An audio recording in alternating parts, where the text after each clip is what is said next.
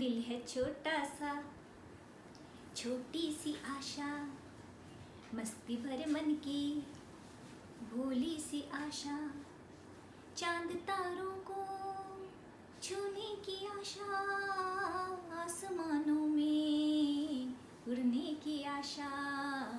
दिल है छोटा सा, छोटी सी आशा, मस्ती भरे मन की भोली सी आशा। जी हाँ बच्चों, गुड इवनिंग, सत श्री अकाल, नमस्कार, आदाब। कैसे हो आप सब? मैं आप सबकी अपनी कल्पना आज आप सबको फिर से एक नई कहानी सुनाने आई हूँ। ठीक है, मैं कहानी सुनाऊँ? एक समय की बात है, एक राज्य में एक राजा रहते थे जिनका नाम था सोमदत्त राय। वो बहुत ही न्यायप्रिय राजा थे, अच्छे थे, लोगों को पसंद थे, लोग उनसे बहुत खुश थे, सब कुछ अच्छा चल रहा था।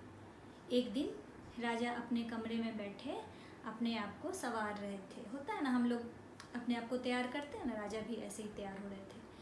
तो उन्होंने देखा कि उनके सर पे सींग निकल आया है, 2 सींग निकल आए।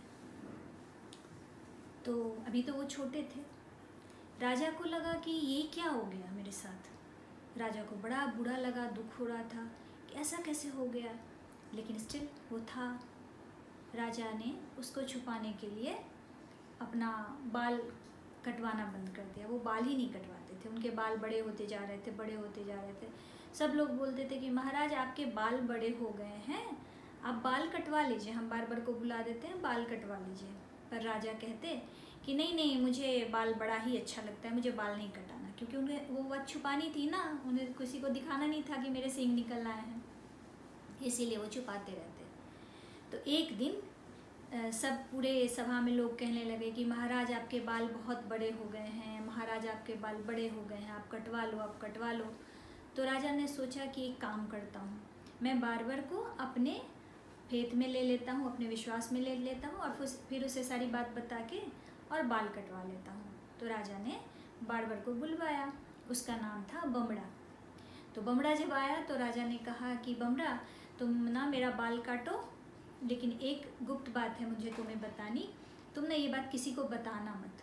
तो बमड़ा बोला कि ठीक है महाराज, आप जैसा कहेंगे, मैं किसी को नहीं बताऊंगा। वैसे भी वो महाराज थे, अगर वो कुछ बोलेंगे तो कोई तो उनकी बात काट नहीं सकता है।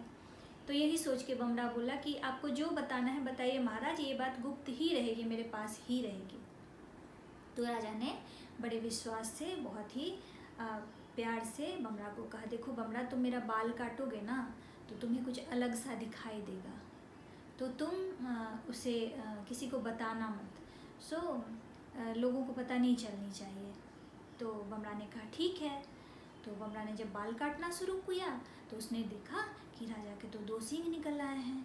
तो बमड़ा को तो मतलब हंसी आ गई उस समय, लेकिन उसने महाराज थे, महाराज का बाल काट रहा था, हंसता कैसे, अपने आप को उसने रोक लिया और राजा की बाल काट के वो ऐसे गया जैसे उसने कुछ नहीं देखा, कुछ नहीं समझा, कुछ नहीं सुना। लेकिन बाहर जाते ही नहीं उसको हंसी फूट रही थी, और ये बात वो किसी को बताना भी चाहता था, क्योंकि ह्यूमन नेचर होता है ना कि हम जब कुछ देखते हैं तो हमें किसी और को बताने का मन होता है। बमड़ा का भी ऐसा ही मन हो रहा था। तो बमड़ा परेशान था कि मैं बात किसको बताऊं, किसको बताऊं, लेकिन वो महाराज के आदेश था ये सोच के वो किसी को बताना नहीं चाहता था। उसने ये बात अपने पेट में ही रखी। कुछ दिन तो रहा, कुछ दिन बाद बमड़ा का पेट फूलने लगा, फूलने लगा। अब उसे ये बात बतानी ही थी किसी को, अदरवाइज़ वो अब एकदम से पागलों की तरह बिहेव करने लगा था।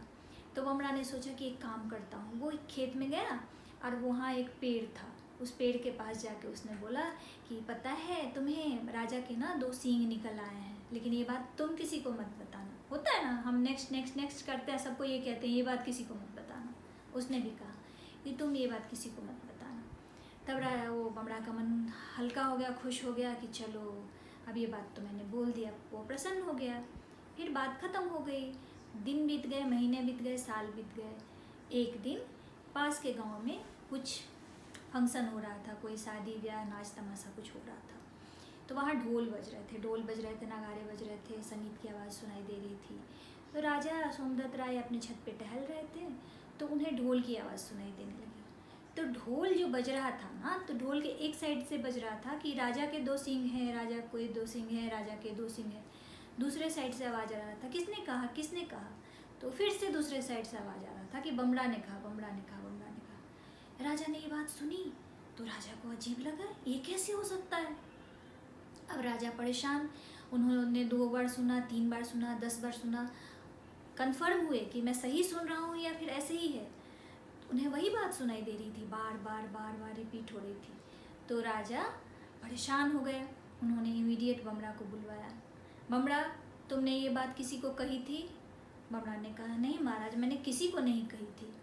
तो राजा ने कहा, तुमने सच में किसी को नहीं कहा था? मुझे पता है तुमने किसी को कहा है। बमड़ा ने कहा, नहीं महाराज, मैंने किसी को नहीं कहा है। तो राजा बोले कि चलो मेरे साथ छत पे चलो। उसको लेके राजा छत पे गए और वो बात सुनाई, वो आवाज़ सुनवाई। बमड़ा ने सुना, सही बात थी, वो आवाज़ आ रही थी कि राजा के 2 सिंह हैं, राजा के 2 सिंह हैं। किसने कहा, किसने कहा? बमड़ा हजाम ने कहा। बमड़ा बोला कि अरे बाप रे।